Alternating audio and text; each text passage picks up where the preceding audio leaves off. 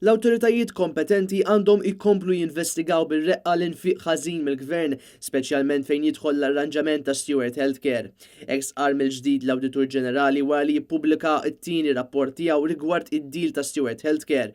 Bir-rapport juri diversi nuqqasijiet bl-użu tal-fondi pubbliċi, inkluż is-suspett min-naħa tal-Awditur Ġenerali li l-flus tal-Gvern ma marrux direttament lejn il-kumpanija iżda għand kumpaniji jew persuni terzi.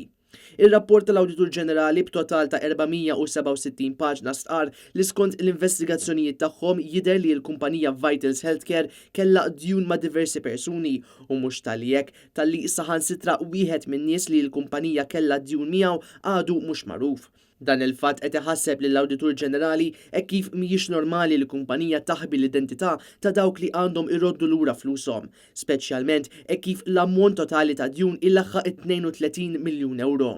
L-Awditur Ġenerali nnota li fl-arranġament ma' Steward Healthcare kien hemm il-fatt li l-kumpanija falliet milli tipprovdi dokumenti li juru l-istat finanzjarju preżenti tal-kumpanija.